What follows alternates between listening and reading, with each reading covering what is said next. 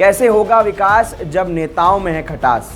राजसमंद में कौन वो व्यक्ति है जो हिंदुस्तान जिंक जैसी प्रतिष्ठित कंपनी जिसका कारोबार राजस्थान में, देश में और विदेश में है, और ये कंपनी प्रत्यक्ष और अप्रत्यक्ष रूप से लाखों लोगों को पूरी दुनिया में रोजगार देती है। राजस्थान की जीडीपी का विकास कैसे होगा, भजनलाल सरकार के राइजिंग राजस्थान में हुए एमओयू का सपना कैसे साकार होगा जब पूर्व विधानसभा स्पीकर जैसे लोग, यानी कि मैं बात सीपी जोशी की कर रहा हूं, कांग्रेस के वो दिग्गज नेता सीपी जोशी, जिनका नाम इस मामले में सामने आ रहा है कि उनसे किसी ने कहकर ज़मीन आवंटन जो हिंदुस्तान जिंक को होना था वो रुकवा दिया था। जी हाँ, सीपी जोशी के करीबी और रेल मगरा के प्रधान, राजसमंद के अंतर्गत आने वाली ये पंचायत समिति, इसके प्रधान ने ये दावा किया है, मोर्चा खोलकर ये कहा है कि सीपी जोशी के कहने पर हमने ज़मीन आवंटन यहाँ पर रुकवा दी। राजसमंद के 4 विधानसभा सीटों पर, 4 विधानसभा क्षेत्रों पर हिंदुस्तान जिंक लगातार विकास कार्य करवाते हुए आ रहा है।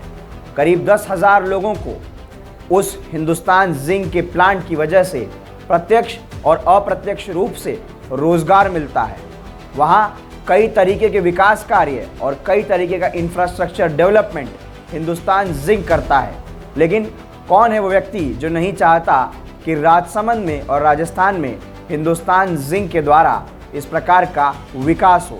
राइजिंग राजस्थान में भजनलाल सरकार ने यहाँ हिंदुस्तान जिंक को बुलाकर इनवाइट भी किया और लगातार सरकार इस सपने की ओर चल रही है कि कैसे भी राजस्थान विकास की गति में आगे बढ़े। लेकिन जब ऐसे लोग रोड़ा उसमें अटकाएंगे तो विकास रुकेगा।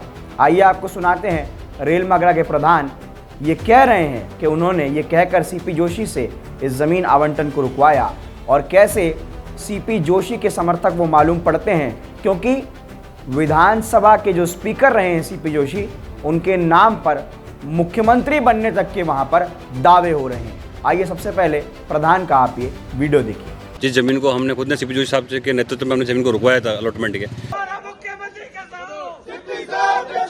ये वही प्रधान हैं जिन पर यह आरोप लग रहा है कि ठेके में अपनी मनमानी के चलते, वहाँ के स्थानीय लोगों का ये कहना है कि ठेके में अपनी मनमानी न होने के चलते प्रधान इस मामले को तूल दे रहे हैं और हिंदुस्तान जिंक को वहाँ विकास कार्य करने से, ज़मीन के आवंटन से रोक रहे हैं। इसमें नाम पूर्व विधानसभा स्पीकर सीपी जोशी का सामने आ रहा है।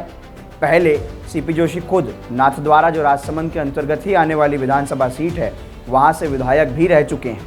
लेकिन क्यों सीपी जोशी नहीं चाहते कि हिंदुस्तान जिंक एक प्रतिष्ठित कंपनी का प्लांट और उसको ज़मीन आवंटन वहाँ पर हो, क्यों वो इसका रोड़ा बन रहे हैं, ये बड़े सवालात हैं। लगातार इस प्रकार की रिपोर्ट्स मैं आपको दिखाता रहूँगा।